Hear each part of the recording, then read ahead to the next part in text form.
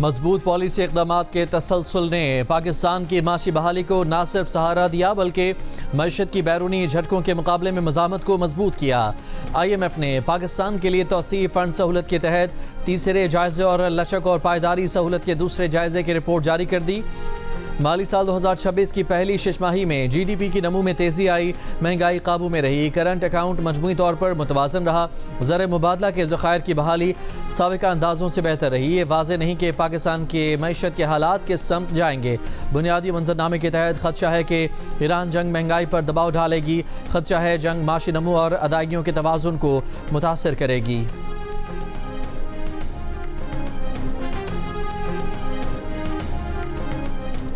Saudi अरब की मशरक़ वस्ता ममालिक और ईरान के दरमियान अदम जारहियत से मुतालिक मुआहदे की तजवीज़ पर इत्तेहादी ममालिक से बातचीत। बरतानवी अखबार फाइनेंशियल टाइम्स का सफारतकारों के हवाले से दावा। रिपोर्ट के मुताबिक तजवीज़ का मकसद ईरान जंग के खात्मे के बाद ख़ित्ते में कशीदगी के खात्मे के तरीक़ों पर गौर करना है।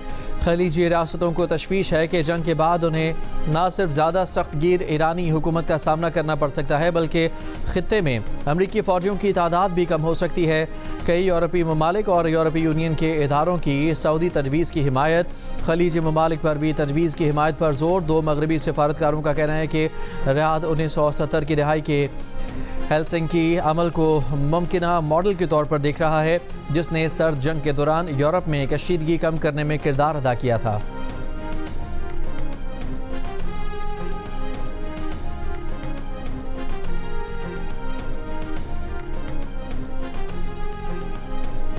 ईरान के वज़ीर ख़ारजा अब्बास अराग़ची का कहना है कि ईरान के मसले का कोई फ़ौजी हल नहीं। ईरान वतन के दिफा के लिए लड़ने के लिए तैयार है लेकिन सिफारतकारी तहफ़्फ़ुज़ और फ़रोग़ के लिए भी आमादा है। ईरानी कौम अमन पसंद है, जंग नहीं चाहती। दिल्ली में ब्रिक्स वज़राए ख़ारजा इजलास में ईरानी वज़ीर ख़ारजा का ब्रिक्स ममालिक और आलमी बरादरी से अमरीका और इसराइल की ईरान के ख़िलाफ़ गैर कानूनी जारहियत की खुलकर मज़म्मत करने का मुतालबा। कहा ईरान के नुक़्ता नज़र से आबनाए हुर्मुज़ तमाम तजारती जहाज़ों के लिए खुली है। जहाज़ों को ईरानी बहरी अफ़वाज के साथ ताउन करना होगा।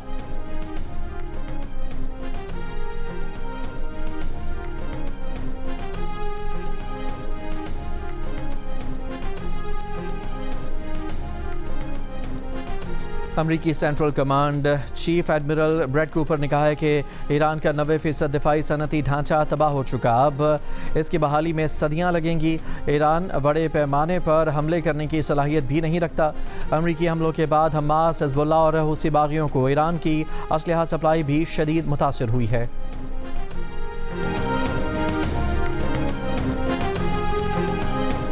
चीन के सदर शी जिनपिंग की अमरीका को एक बार फिर शराकतदारी की पेशकश। दो तरफ़ा एहतराम पर मबनी ताल्लुकात को अमरीका और चीन के दरमियान अहम करार दे दिया। बीजिंग के ग्रेट हॉल ऑफ पीपल में अमरीकी सदर डोनाल्ड ट्रंप के एजाज़ में शाइयत से खिताब के दौरान कहा कि अमरीका और चीन दो अजीम कौमें हैं। चीन और अमरीका को हरीफ नहीं पार्टनर होना चाहिए। अमरीका को दोबारा अजीम बनाने का सदर ट्रंप का स्लोगन चीनी तरक्की के साथ हम आहंग है। चीन के सदर ने ताइवान के मामले पर अमरीका को एहतियात बरतने का मशवरा दिया। खबरदार किया कि अगर इसे दुरुस्त तरीके से हल ना किया गया तो दोनों मुल्कों के दरमियान झड़पें और तसादुम भी हो सकता है। तर्जुमान चीनी वजारत ख़ारजा ने कहा है कि चीन अमरीका ताल्लुकात के लिए तामीरी स्ट्रैटेजिक इस्तेहकाम की नई समत पर इत्तफाक हुआ है। नई समत आइंदा 3 बरस और आगे के लिए दो तरफ़ा ताल्लुकात की रहनुमाई करेगी।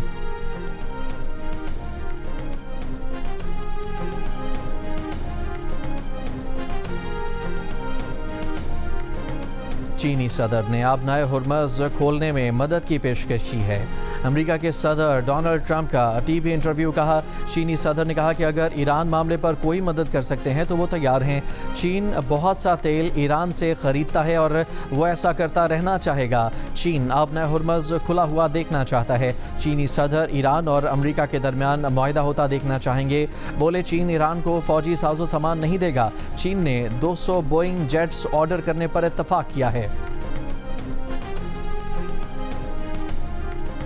वज़ीर आज़म शहबाज शरीफ का कहना है कि पाकिस्तान के एटमी असासे जारहियत की बजाय पाकिस्तान के दिफा के लिए हैं। दुनिया पाकिस्तान को एक ज़िम्मेदार एटमी क़ुव्वत के तौर पर जानती है।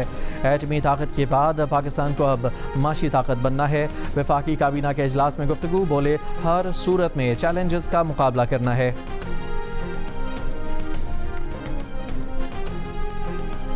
हुकूमत से नई आईनी तरमीम पर अभी कोई बात नहीं हुई। कल का इल्म नहीं, पीपल्स पार्टी की हिमायत के बगैर आईनी तरमीम या बजट मंजूर नहीं कराया जा सकता। चेयरमैन पीपल्स पार्टी बिलावल भुट्टो जरदारी की सहाफ़ियों से बातचीत। कहा, वज़ीर आज़म ने सूबों से दरख्वास्त की है कि महंगाई के खात्मे में वफाक की मदद करें। अवाम पर महंगाई के बम गिर रहे हैं, वफाक से मिलकर महंगाई का मुकाबला करने की कोशिश करेंगे। बिलावल भुट्टो एक रोज़ा दौरे पर आज कोयटा जाएंगे।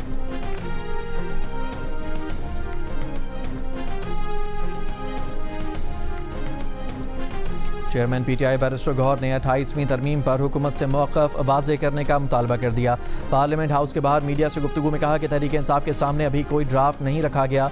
यह असम्बली 26वीं और 27वीं तरमीम के बाद 28वीं तरमीम के मुतहम्मिल नहीं हो सकती। हुकूमत तमाम सियासी जमातों को एतमाद में लिए बगैर तरमीम नहीं ला सकती। पीटीआई इन तरामीम के खिलाफ है, ये मुतनाज़ हैं। सूबों की हक तलफी ना की जाए, NFC को ना छेड़ा जाए। सूबों से NFC की मद में ज़्यादा शेयर लेने के बजाय वफाक अपनी आमदन बढ़ाए।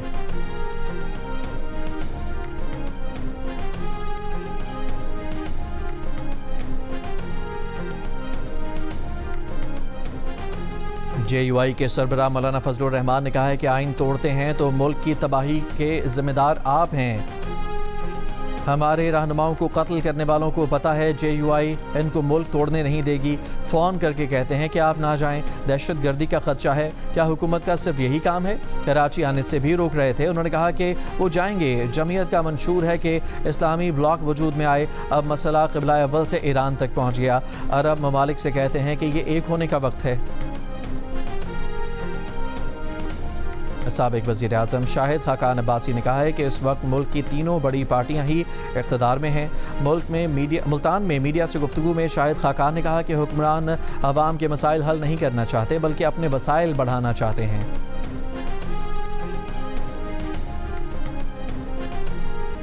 पाकिस्तान ने चीन की मकामी कैपिटल मार्केट में पहला पांडा बॉन्ड जारी कर दिया। पाकिस्तान ने 25 करोड़ डॉलर्स मालियत का पांडा बॉन्ड जारी किया है। वफाकी वजारत ख़जाना का कहना है कि सरमायाकारी 2.5% के इंतहाई मुसाबकती रेट पर हासिल हुई। ये दुनिया की दूसरी बड़ी कैपिटल मार्केट चीन में पाकिस्तान की पहली बाकायदा रसाई है। सरमायाकारों की जानिब से तकरीबन $1.25 अरब से ज़ायद की तलब सामने आ गई। बैंक से फाइनेंस कराई गई प्रॉपर्टी थर्ड पार्टी को किराए पर देने की इजाज़त नहीं होगी। डिफ़ॉल्ट की सूरत में बैंक कर्ज लेने वाले की प्रॉपर्टी कब्जे में भी ले सकेंगे। कौमी असम्बली की कायम कमेटी बराए ख़जाना ने फाइनेंशियल इंस्टीट्यूशन तरमीमी बिल 2026 की मंजूरी दे दी। अब बिल को कौमी असम्बली में दोबारा पेश किया जाएगा। वज़ीर आज़म ने फजले से तवानाई की पैदावार के हवाले से टास्क फोर्स बनाने की मंजूरी दे दी। Task force waste to energy के मौजूदा फ्रेमवर्क का जायज़ा लेकर नई कौमी पॉलिसी बनाने पर काम करेगी। वफाकी वज़ीर पावर डिवीज़न अवैस लगारी टास्क फोर्स के कन्वीनियर होंगे। टास्क फोर्स में वफाकी वज़ीर मुसद्दिक मलिक, वज़ीर मुमलिकत बिलाल अज़हर कियानी और दीगर हुकाम शामिल। निजी शोबे से मुतालिका अफराद को भी बतौर मेंबरान शामिल किया गया है।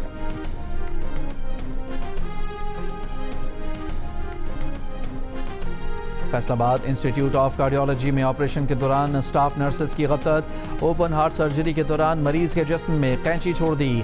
3 हफ्ते बाद तकलीफ होने पर दोबारा ऑपरेशन करके कैंची निकाली गई। MS डॉक्टर नदीम के मुताबिक ऑपरेशन के बाद स्टाफ नर्सेज ने आलात की गिनती नहीं की थी। जिम्मेदार नर्सेज की खिदमात अस्पताल से वापस ले ली गई हैं। मजीद कार्रवाई के लिए सेक्रेटरी सेहत को मुरासला भेज दिया गया है। चीन में पेट्रोल की तलब में कमी आ गई। पेट्रोल की खपत में 5.5% कमी रिकॉर्ड। पेट्रोल की खपत में कमी की वजह ईरान जंग के बायस आलमी मंडी में तेल की कीमत में इजाफा और चीनी हुकूमत का पेट्रोल पर चलने वाली गाड़ियों की हौसला शिकनी करना है।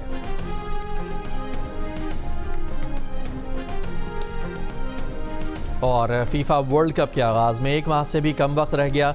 ईरानी फ़ुटबॉल अब तक अमरीकी वीज़ों के मुंतज़र। ईरान की फ़ुटबॉल फेडरेशन के सरबराह मेहदी ताज का कहना है कि 1-2 रोज़ में फ़ीफ़ा के साथ फ़ैसला कुन मीटिंग करेंगे। उन्हें ईरान को वीज़ों से मुतालिक ज़मानत देनी चाहिए।